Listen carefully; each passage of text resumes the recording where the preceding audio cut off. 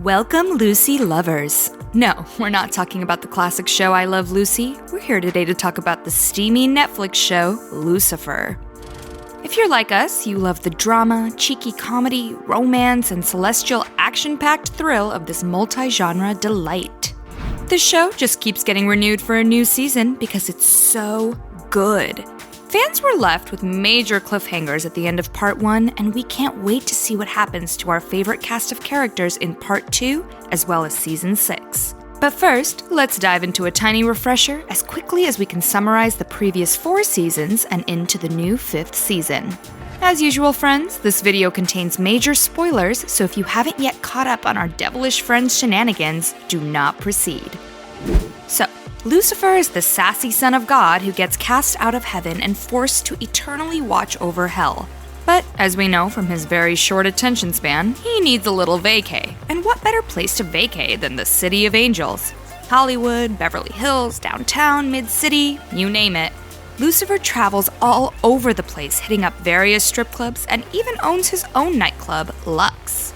He then meets Detective Chloe Decker and thus begins the push and pull romance between these two. Lucifer finds a way to work with the detective as an LAPD consultant, and in using his divine abilities, like asking, "What is it that you truly desire?" You came here driven by some kind of desire, didn't you? He becomes a vital partner to the detective in her crime-fighting endeavors. Oh, we also have a knife-wielding demon, Maze, a psychiatrist who learns all about the truth, Linda, Lucifer's angel brother Amenadiel, and Detective Espinoza, who Lucifer lovingly calls Detective Douche, who happens to be Chloe's ex-husband, and a whole host of other characters who come and go throughout the seasons. We actually managed to provide a simple little backstory on this not-so-simple storyline, but this is because we're here today to dive deep into Season 5. I mean, what is up with that Part 1 ending? We're going to explain everything we know, and, as always, include some speculation about Part 2 and Season 6, and what we can expect next from this amazing show. So, as we know, Lucifer has a twin brother, Archangel Michael, who has some not-so-sweet intentions when it comes to Lucifer. Well, Lucifer makes the selfless decision to return to hell for all of eternity, and in the process evokes praise from the rest of the family, which sparks some envy from Michael, who doesn't want Lucifer to have all the spotlight. So, what does one do when they want to show someone's true colors? Well, Michael decides to mess up Lucifer's time on Earth, manipulating those closest to him and generally roughing things up in all kinds of ways. He hopes that this will draw Lucifer back from hell to Los Angeles. Well, in the midst of all of this, Amenadiel's worries have started to spiral out of control, and by the big battle at the end of Part 1, time has completely frozen. So we see Michael, Amenadiel, and Lucifer going at it in the middle of the precinct, wings out, screaming and at each other's throats. Literally. And finally, God himself intervenes. Okay, side note, Lucifer fans, we know we're not the only ones who have been dying to know what God is all about. Since we've seen Lucifer and various other characters talk about this quintessential God for 5 seasons now, which makes the ending of Part 1 totally jaw-dropping. We can't believe the show finally introduced God, played by Dennis Haysbert, in all his glorious ways. That's enough! Dad. Children. You know I hate it when you fight. What a glib way of describing the scene where his 3 sons are attempting to completely destroy each other. So, this leads us to the question, how much more of God and his backstory can we expect to see in Part 2 and in Season 6? Well, Part 2 of the end of Season 5 is called Family Dinner, which we can only assume means one big happy family sitting at the table over a nice meal. Well, in this case, one big heavenly and hellish family fighting and arguing over their celestial and demonic ways. Not your average family dinner, to say the least. We can also imagine that Lucifer's other siblings, Azrael and Remy, will also be dining with dear old dad in the next season. And maybe mom too? Well, we experienced some foreshadowing at the beginning of Season 5 with Lee and his family dynamic, where he's afraid of disappointing his family, so he doesn't go inside to partake in the family gathering.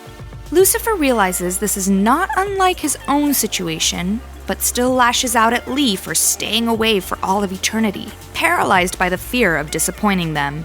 We see some of this realization dawn on him both at the beginning and the end of Season 5, and we imagine Season 6 will mean Lucifer has to dig a little deeper within himself in order to confront his own behavior as it pertains to his own family.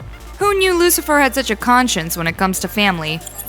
It could also be the anger and betrayal that God had intended to destroy Lucifer after the Heavenly War, but his dear mom, better known as Goddess of all creation, asked God to send Lucifer down to hell instead, thus saving his very existence. Well, is she lying?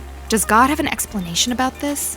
Friends, Lucifer's actions in Part 2 in Season 6 may solely revolve around getting Michael off his back and reversing all the damage he's done to Lucifer's life on Earth. But it could also mean a breakthrough with his family. Well, as we know, Lucifer's selfless act to leave his beloved Chloe and return to his position as the ruler of hell could have actually redeemed him in the eyes of God. We believe that the next episodes will definitely unpack some of Lucifer's journey of redemption as well. But it's really hard to do that when your twin brother is trying to tear you down every chance he gets while he continues to become untouchable in the Silver City as God's right-hand man. He claims to have plotted every idea in Lucifer's mind, from the rebellion all the way to his shenanigans with Eve in the Garden of Eden. Whew, wouldn't that be something? If there's one thing we've learned about Michael, it's that he'll wield his power of manipulation and prey on the fears of those around him to get them to question themselves. He does this with Amenadiel, with Maze, and with Lucifer himself, and even with Chloe, to get her to question her feelings for Lucifer, since she hasn't actually heard Lucifer utter the words, "I love you" yet. So, this gets her not only questioning his and her feelings, but also whether Lucifer is choosing to put up walls because he's not actually vulnerable around her anymore like he used to be. Well, like we mentioned earlier, we love the roller coaster romance between Lucifer and Chloe, since Lucifer does attempt to later say the words "I love you," but Chloe then freezes, as this coincides with the exact moment that Amenadiel accidentally freezes time, overwhelmed by his fears. We have no doubt that Lucifer does in fact love Chloe, and that she feels the exact same way about him, and he even admits that Eve wasn't his first love, but that it was Chloe. My first love was never Eve. It was you, Chloe. It always has been. We love these two. Okay, so we know Mazikeen, or Maze, is Lucifer's super loyal demon sidekick, powerful in her own right and going through her own journey of sorts. She is fueled by her desire for an actual soul since demons have none, and blames her mother, Lilith, for her loneliness. Even demons don't want to be alone forever. Well, by the end of Part 1, Michael has turned Maze against Lucifer with the promise that he can deliver her a soul. We've seen bits of Maze turning on Lucifer in the past, but we've never seen it on this level before, especially considering Michael is Lucifer's own twin brother. She's extremely angry at Lucifer for not taking her with him when he goes down to hell, and the fact that he doesn't take her request for a soul seriously. We think in the next season, Lilith's ring is going to play a huge role in Maze's quest for a soul, or at least in helping her decide what she wants.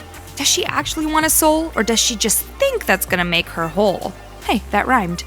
Now that Lilith has died, she's unable to ask her mother further questions about her decision to produce soulless children, and tell her how she truly feels. We imagine we'll see Maze take hold of all her power in the next part and in Season 6. We have also drawn up some speculation that we'll see more on the development of Linda and Amenadiel's baby, Charlie, since he was previously assumed to have some kind of immortality and celestial powers, but it turns out he's just as human as everyone else. Lucifer previously suggested that when Amenadiel lost his wings, maybe he was so human that when Charlie was conceived, he didn't pass on any angelic qualities. Well, our theory is that maybe it's just taking time for Charlie's powers to develop, and that as Amenadiel also continues on his personal journey, that maybe this will slowly give way to Charlie indeed inheriting some of his father's heavenly ways. We'll have to see about that. Lucifer fans, we have so much to look forward to. We have the Part 2 ending of Season 5 as well as a whole Season 6 ahead of us. We can't wait. What are some of your theories about what might happen next? Leave us a comment below. As usual, be sure to like, subscribe, and ring that notification bell as we bring you more juicy info, gossip, and speculation about the shows and stars you know and love. Until next time.